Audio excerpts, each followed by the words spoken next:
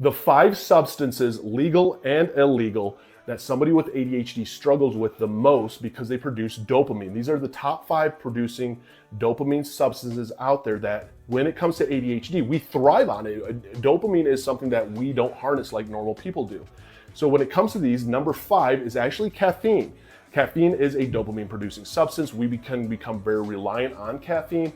Also, caffeine slows us down. We can sleep on Red Bull. We can sleep drinking a Monster, but it allows us to focus in. Number 4 is actually nicotine. Nicotine is a dopamine producing substance. It does produce dopamine when you do smoke it. It helps you with the breathing and the silent stimulant. It is a substance with the nicotine side of it, of dopamine, that we become very dependent on. Now, the next one, number 3, alcohol. Alcohol becomes one of the most unhealthy coping tools that there is, and it is very hard for us to have a healthy relationship with alcohol because it does produce a lot of dopamine and because it's very addictive. It calms us down, it amps us up though at the same time, and it makes us feel normal. That's the scary part, is it gives us so much dopamine, and how it works in our system, it makes us feel normal.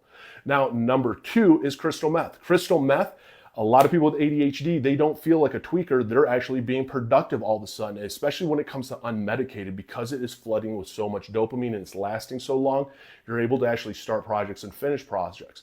Now, unfortunately, when it comes to crystal meth, it's flooding your system with a lot of different things also, and it does not work like an ADHD med does. It floods through the brain-blood barrier, where it can become way too overwhelming for your brain to actually try and harness some of the dopamine. And number 1 is cocaine. Cocaine produces a ton of dopamine. It does not allow the reuptake or the clearing off of dopamine off of your dopamine receptors. And it does hit differently for people with ADHD in a calming effect and a focused effect instead of a high effect. And that's one of the scary things. And that's why I share just from personal experience and education purposes only, because the more that we understand and know this, the more that we are aware of what substances to definitely stay away from and to actually respect on a different level, because it's not going to affect us like other people it does.